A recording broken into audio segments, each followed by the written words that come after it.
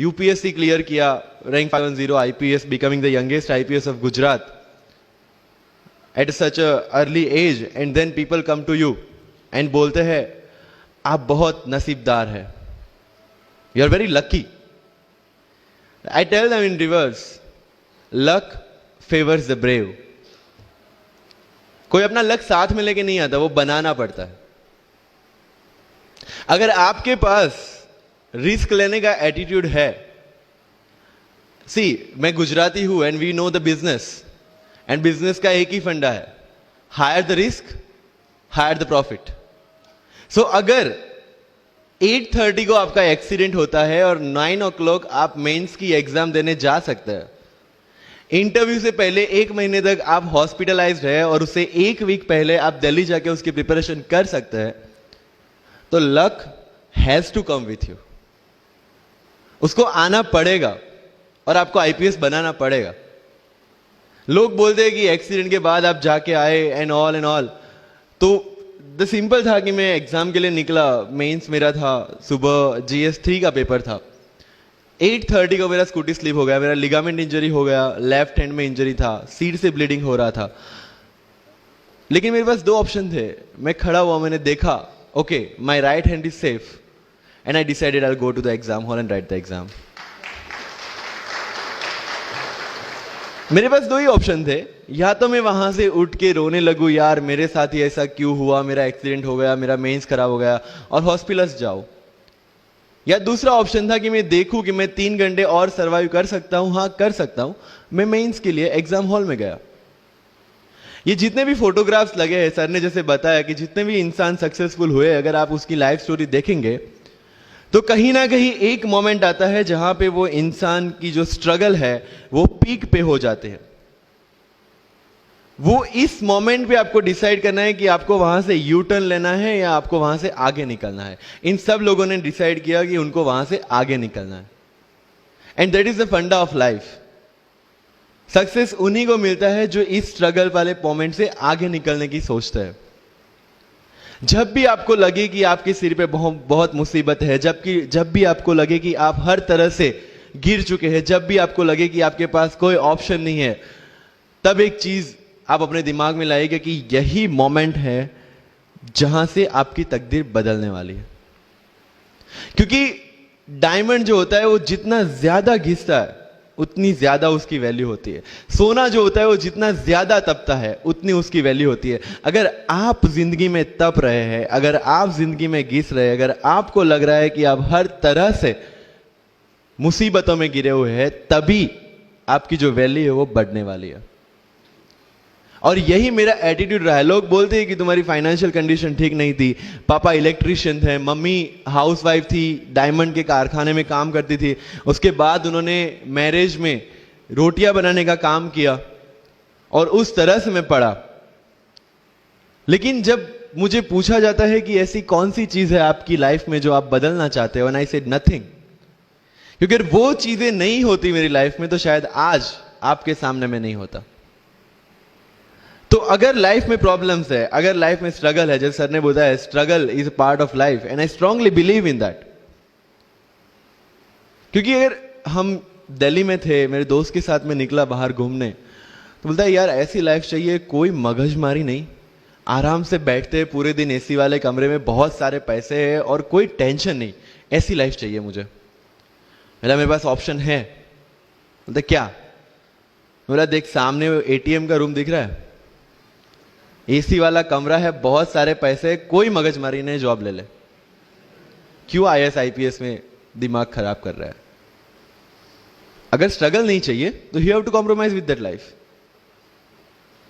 जब भारत वर्ष का सपना चंद्रगुप्त ने देखा, चाणक्य ने देखा, और उस भारत वर्ष को बनाने के लिए जब ये संघर्ष जारी था, और तब नंद के राजा धनानंद की डॉटर दुर्धरा से चंद्रगुप्त को प्यार हो जाता है. और जब चाणक्य उनको बोलते हैं कि नहीं तुम्हें उससे दूर रहना है, तब चंद्रगुप्त बोलता है आचार्य कभी कभी सोचता हूं कि जिंदगी में या ये भारत के सम्राट बनने के लिए इतना त्याग, इतना बलिदान ना देना होता तो. और तब चाणक्य रिप्लाई करते हैं तो हर कोई भारत का सम्राट होता। This is the fundamental rule of life.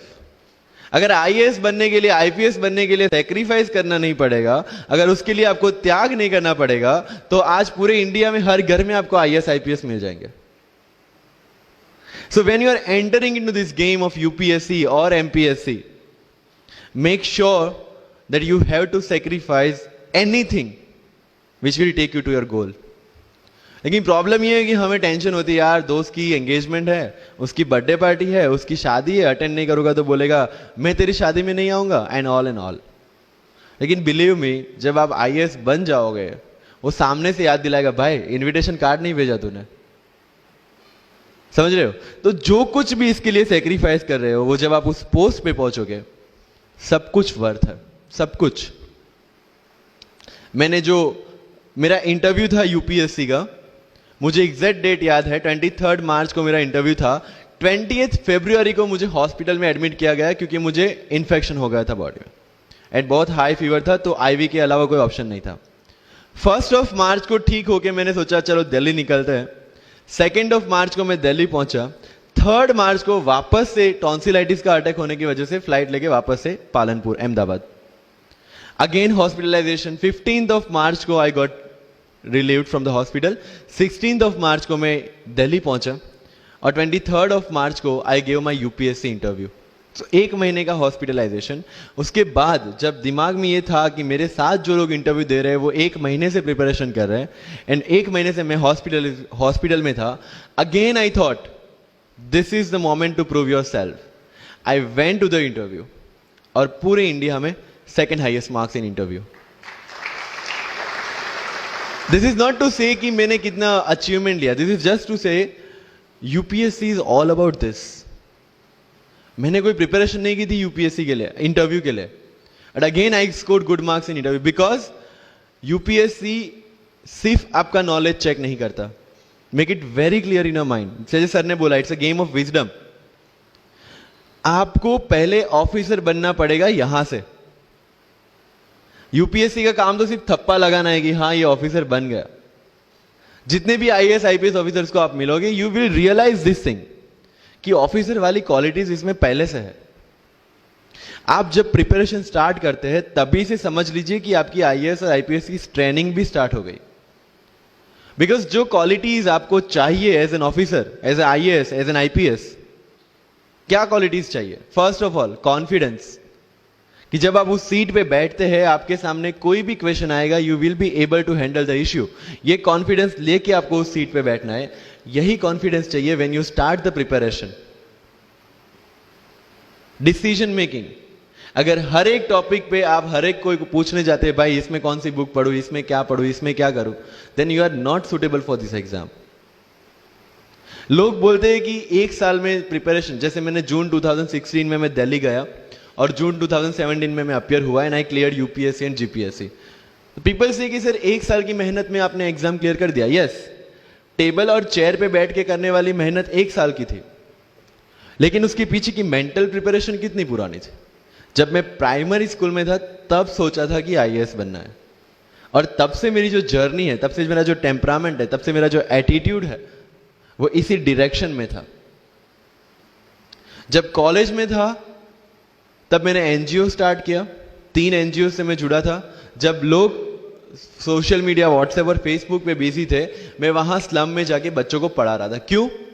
क्योंकि मुझे पता था कि फ्यूचर में यही काम करना है, क्यों ना अभी से उसकी ट्रेनिंग ले लो। So I have invested my each and every moment for this goal. Because जो पर्सनालिटी टेस्ट लास्ट में यूपीएससी लेता है, इंटरव्यू नहीं है वो, we consider it as interrogation. Interview को इंट्रोगेशन लेके चलता है, वहां पे पूछताछ होगी नहीं। अगर यूपीएससी के इंटरव्यू में 10 में से 9 क्वेश्चन के आंसर भी आप सॉरी सर और sorry ma'am, I don't know कह के देते हैं, उसका कोई इंपैक्ट नहीं पड़ता। इंपैक्ट पड़ता है वो 9 क्वेश्चन न आने का प्रेशर आप कैसे हैंडल करते हैं। आपके पसीने छूट जाते हैं या आप वही टेम्परामेंट के साथ इंटरव्यू कंटिन्यू करते हैं। मार्क्स उस चीज के, मार्क्स है आपकी सोच के। एक ऑफिसर के तौर पे जब आपको आईएएस या आईपीएस की सीट पे बिठाया जाएगा, how will you treat the citizens of this